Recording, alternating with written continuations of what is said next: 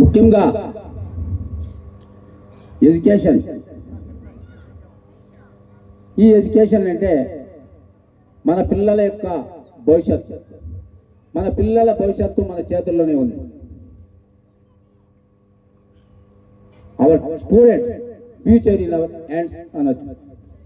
అంటే ఈ యొక్క ఎడ్యుకేషన్కి ముఖ్యమైన మన విద్యార్థి, మన బిడ్డలు, స్టూడెంట్స్ ఎట్లా డెవలప్ కావాలా, దాని ముఖ్యంగా ఏముండాలంటే ఆ స్టూడెంట్స్ ఏదైనా సాధించాలంటే దానికి విజయానికి ముఖ్యమైనది విద్యని ఆభరణం కలిగిన వాడు విద్యార్థి. ఆ విద్యార్థి విజయానికి సాధించాల్సిన తప్పక ఒక 6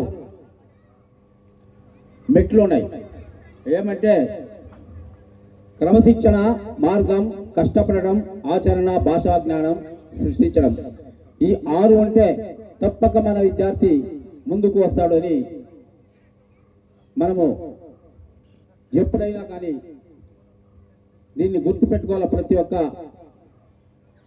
ఉపాధ్యాయులు కానీ మరియు మన పోషకులు, పేరెంట్స్.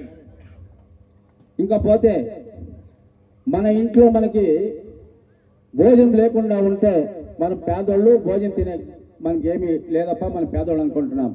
అది కాదు ముఖ్యమైనది. ఎప్పుడు మన బిడ్డలు బాగా చదివి మంచి విద్యార్థి అవుతాడో అప్పుడే మన పేదరికము తొలగును. అప్పుడే మనము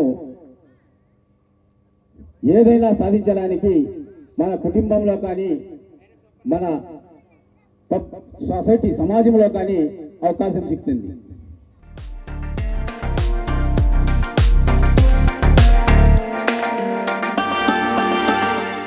ವಾಸ್ತವ ಏನಂದ್ರೆ, ಒಂದು ಫಂಕ್ಷನ್ ಮಾಡಬೇಕಂದ್ರೆ ಮುಂಚಿತವಾಗಿ ಯಾರನ್ನಾದ್ರೂ ಕರೆದು 4 ಮಾತು ಮಾತಾಡೋದು ನಮ್ಮ ಸಂಪ್ರದಾಯ. ಹಾಗಾಗಿ ದಯವಿಟ್ಟು ಯಾರು ಬೇಜಾರು ಮಾಡ್ಕೊಬೇಡಿ. ಬೇಗನೆ ನಮ್ಮ ಈ ಒಂದು ಸ್ಟೇಜ್ ಕಾರ್ಯಕ್ರಮ ಮುಗಿಸಿ ನಿಮ್ಮ ಕಾರ್ಯಕ್ರಮಕ್ಕೆ ಬರ್ತೀವಿ. ಇನ್ನೇನು ಹೆಚ್ಚಿಗೆ ಮಾತಾಡೋದು ಬೇಕಾಗಿಲ್ಲ. ಈಗಾಗಲೇ ತಮ್ಮ ಅಲ್ಲಿ ಲಾಸ್ಟ್ 2 ವೀಕ್ಸ್ ಬ್ಯಾಕ್ ಅಂದ್ರೆ 2 ವಾರಗಳ ಹಿಂದೆ ಪೇರೆಂಟ್ಸ್ ಮೀಟಿಂಗ್ ಮಾಡಿ ತಮಗೆಲ್ಲ ಪರಿಚಯ ಆಗಿದೆ ನಾನು. ಮತ್ತೆ ತಮಗೆ ಕೆಲವರು ಮಾತ್ರ ಬಂದಿರಲಿಲ್ಲ. ಇನ್ನು ಮುಂದೆ ಏನು ನಿಮಗೆ ಈ CBSE ಅನ್ನ ಒಂದು ಸಿಲೆಬಸ್ ಅಂತ ಕೇಳ್ತಾ ಇದ್ರಿ, ನಮ್ಮ ಮಧು ಸರ್ ಮತ್ತೆ ಪ್ರಣೀತ್ ಅವ್ರನ್ನ ಆ ಒಂದು ಸಿಲೆಬಸ್ ಅನ್ನ ಅಳವಡಿಸಲಿಕ್ಕೆ ಅನುಕೂಲ ಆಗಿದೆ. ಆಲ್ರೆಡಿ ನೀವು ಹೊರಗಡೆ ಬೋರ್ಡ್ಸ್ ಹಾಕಿದ್ದೀವಿ, Brindavana group of institution, Brindavan school CBS ಅಂತ. ಹಾಗಾಗಿ ಅಫಿಲಿಯೇಷನ್ ಬಗ್ಗೆನೂ ಏನು ನಿಮಗೆ ಸಮಸ್ಯೆ ಇಲ್ಲ. ಈಗಾಗಲೇ 7th ಸ್ಟ್ಯಾಂಡರ್ಡ್ ಇದೆ, next year 8th standard continue ಆಗುತ್ತೆ. ಹಾಗೆ 9th and 10th ಕೂಡ ನ್ಯಾಚುರಲ್ ಗ್ರೇತು ಕಂಟಿನ್ಯೂ ಆಗುತ್ತೆ. ಸೊ ಹಾಗಾಗಿ ನಿಮಗೆ ಆ ಒಂದು ಸಮಸ್ಯೆ ಇಲ್ಲ. ಮುಂದಿನ ದಿನಗಳಲ್ಲಿ ನಾವು ಏನು ಒಂದು ಈ ಕರಿಕ್ಯುಲಮ್ ಅಂದ್ರೆ ಏನು ಪಾಠೋಪಚಾರಗಳು ಏನಿದಾವೋ ಅದನ್ನ ಎಷ್ಟು ಸಕ್ರಮವಾಗಿ ನಡೆಸ್ತೀವಿ ಅನ್ನೋದು ನಾವು ಇಲ್ಲಿ ಹೇಳೋದು ಸರಿ ಇಲ್ಲ, ಮಾಡಿ ತೋರಿಸಿ ಅದನ್ನ ನಿಮ್ಮಿಂದ ಅದು ಕರೆಕ್ಟ್ ಇದೆಯಾ ಇಲ್ವೋ ಅಂದ್ಬಿಟ್ಟು ನಿಮ್ಮಿಂದಾನೇ ನಾನು ಆನ್ಸರ್ ಪಡ್ಕೊಬೇಕಾಗುತ್ತೆ. ಯಾಕಂದ್ರೆ ನಾವು ಈಗಾಗಲೇ ಬ್ರಾಂಚಸ್ ಇದೆ, ಮಾಡಿದ್ದೀವಿ.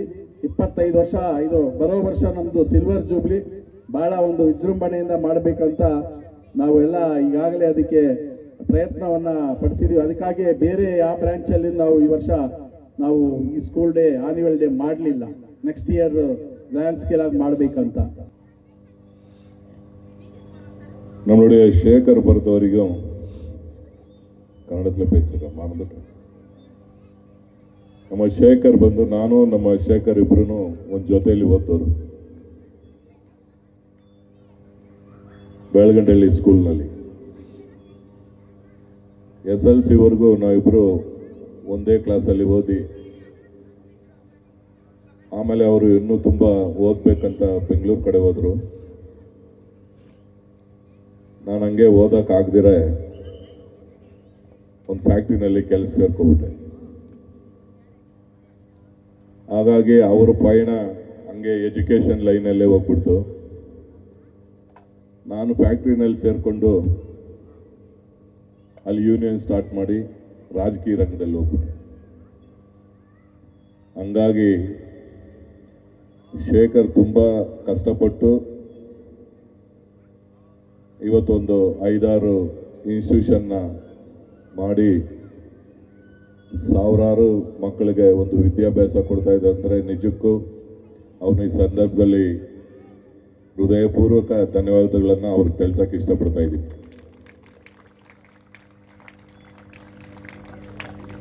ಸ್ಕೂಲ್ಗಳು ನಡೆಸೋದು ಅನ್ನೋದು ಒಂದು ಸರ್ವಸಾಧಾರಣ ಅಲ್ಲ, ತುಂಬ ಕಷ್ಟವಾದ ಒಂದು ಲೈನ್.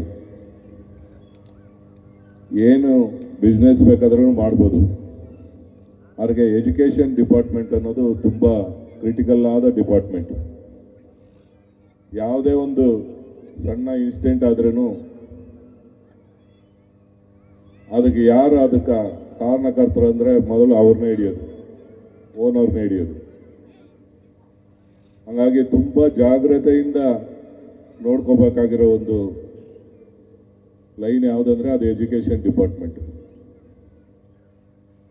ಎಲ್ಲ ಸರಿಯಾಗಿರಬೇಕು, ಮಕ್ಕಳು ಸರಿಯಾಗಿರಬೇಕು, ಅವ್ರ ತಂದೆ ತಾಯಿಗಳು ಸರಿಯಾಗಿರಬೇಕು, ಟೀಚರ್ಸು ಚೆನ್ನಾಗಿರಬೇಕು. ಅದಕ್ಕಿಂತ ಮುಖ್ಯವಾಗಿ ಶಾಲೆಯಲ್ಲಿ ಓಡ್ತಕ್ಕಂಥ ಬಸ್ಸು, ಅವ್ರ ಡ್ರೈವರ್ಗಳು ಚೆನ್ನಾಗಿರಬೇಕು.